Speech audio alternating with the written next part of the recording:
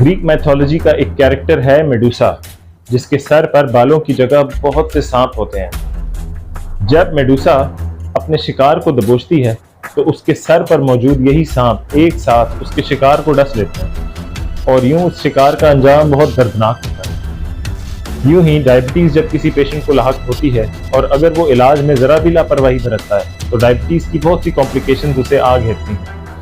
हमारे यहाँ हर साल लाखों लोग डायबिटीज के खिलाफ एक लंबी और तकलीफदेह जंग हार कर अपनी जान खो देते हैं और लाखों लोग इसका नया शिकार बनते हैं। इंटरनेशनल डायबिटीज फाउंडेशन के मुताबिक साल 2021 में 4 लाख पाकिस्तानियों की डेथ डायबिटीज की वजह से हुई। ये रोड एक्सीडेंट्स, सैलाब, कुदरती आफात और दहशतगर्दी सबको पीछे छोड़ देती है। पाकिस्तान में 60 साल से कम उम्र लोगों में मौत की सबसे बड़ी वजह 36% डायबिटीज ही है और पाकिस्तान इस फिगर में दुनिया के पहले नंबर पर है। हालिया मुआशी हालात और इन्फ्लेशन की वजह से डायबिटीज की मेडिसिन गरीब पाकिस्तानियों की पहुंच से बाहर होती जा रही है।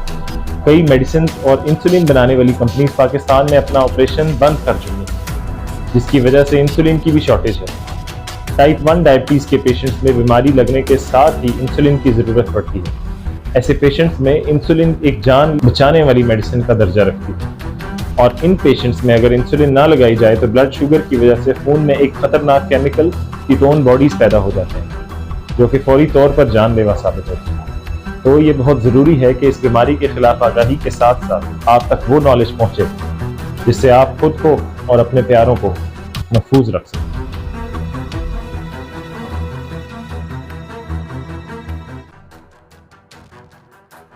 अस्सलाम वालेकुम, मैं हूं डॉक्टर वकास राजा।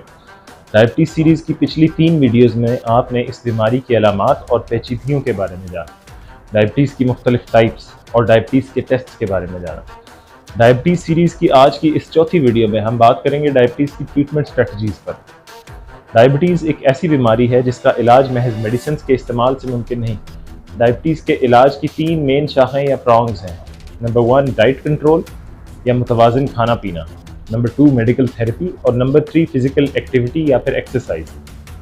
क्योंकि डायबिटीज़ एक ज़िंदगी भर साथ रहने वाली बीमारी है, इसलिए पेशेंट और उनकी फैमिली की एजुकेशन इलाज का सबसे अहम पार्ट है और ये डॉक्टर की जिम्मेदारी है कि उनको डायबिटीज़ के बारे में मुकम्मल रेलेवेंट एजुकेशन प्रोवाइड की जाए।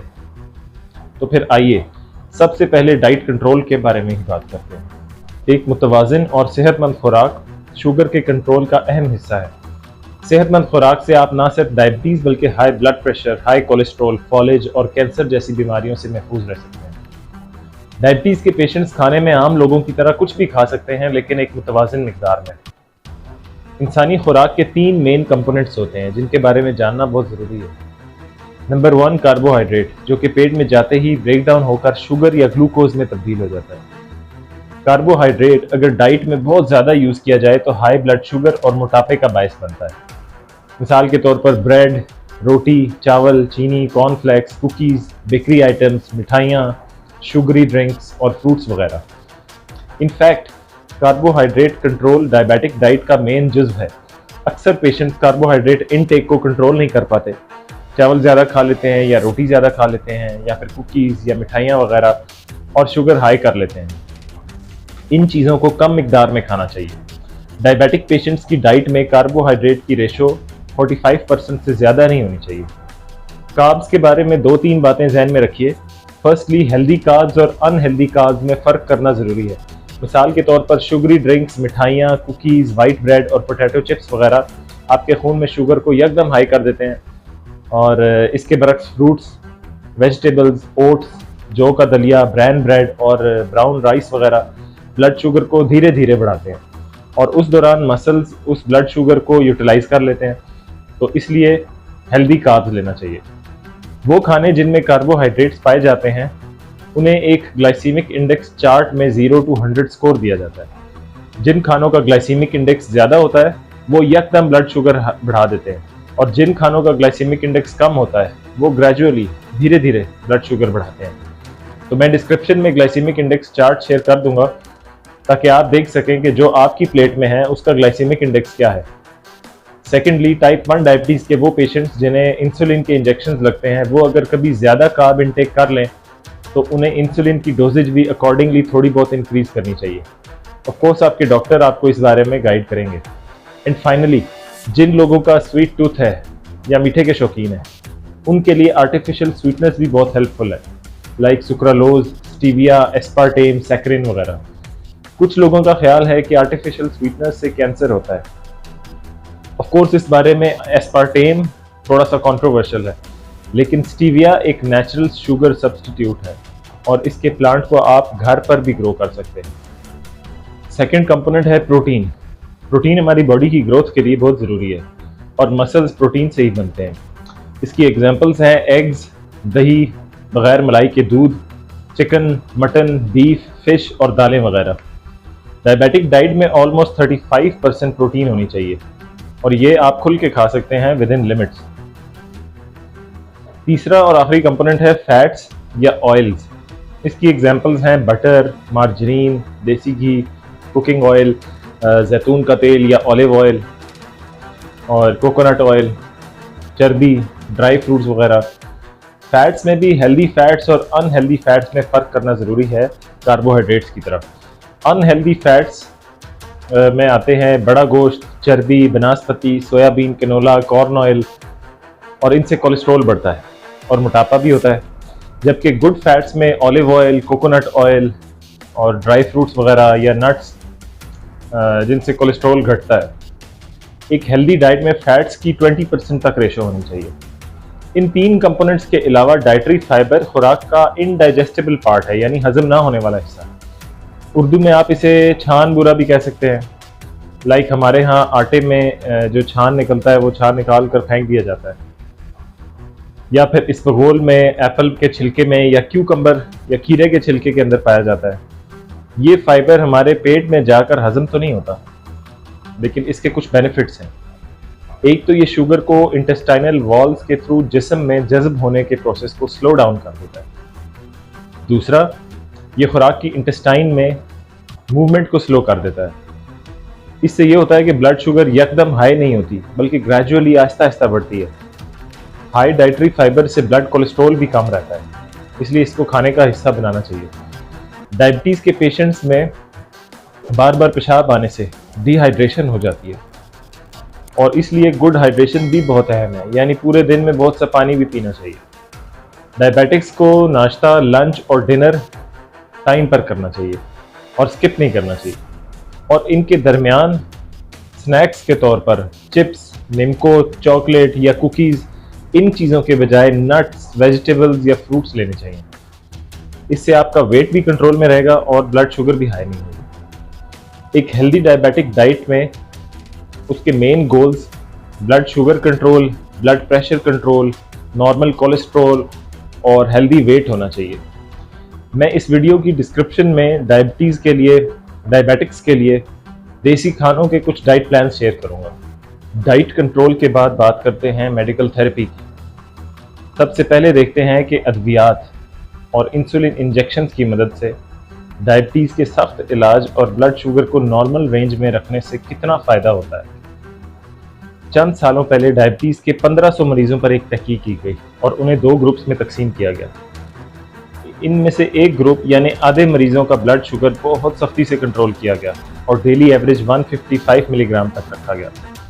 दूसरे ग्रुप पर सख्ती नहीं की गई और उनका ब्लड शुगर एवरेज 225 मिलीग्राम तक रखा गया।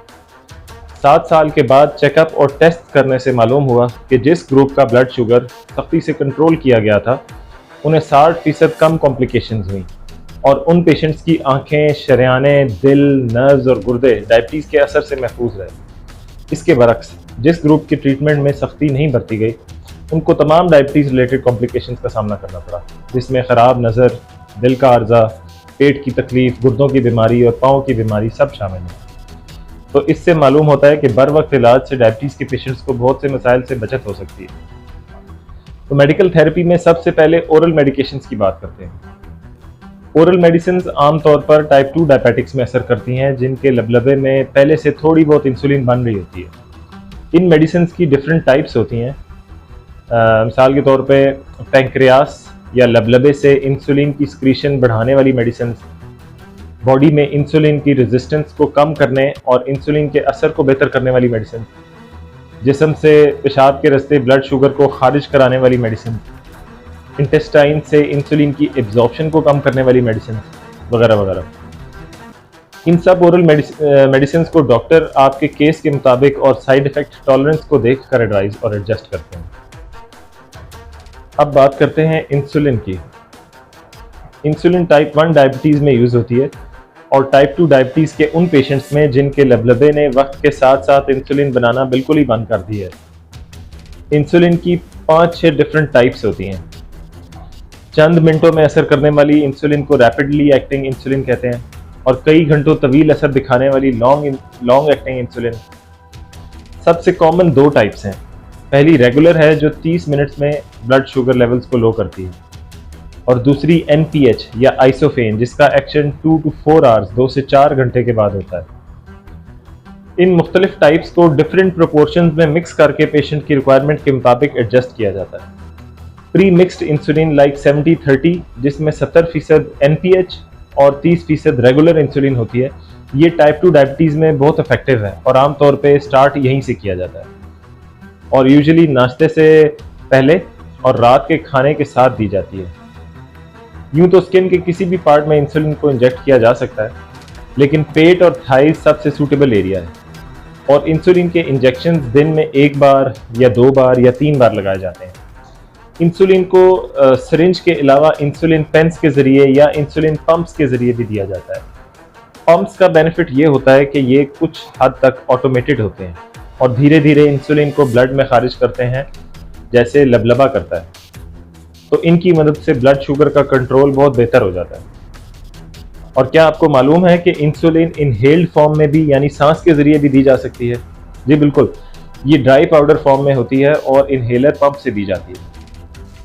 इंसुलिन और मेडिसिन के अलावा कुछ स्पेशल केसेस में लबलबे की ट्रांसप्लांटेशन का ऑप्शन भी मौजूद होता है और इसके अलावा किसी और इंसान के लबलबे से इंसुलिन बनाने वाले बीटा सेल्स को डायबिटिक पेशेंट के जिगर में लगा दिया जाता है, जिससे उसकी शुगर तकरीबन ठीक हो जाती है।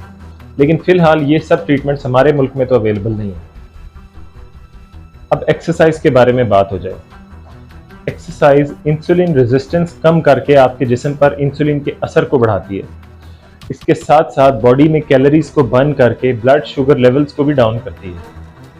इसके अलावा कुछ और भी बेनिफिट्स हैं एक्सरसाइज के। फॉर एग्जांपल, डिप्रेशन से बचाती है और आपका मूड अच्छा रहता है।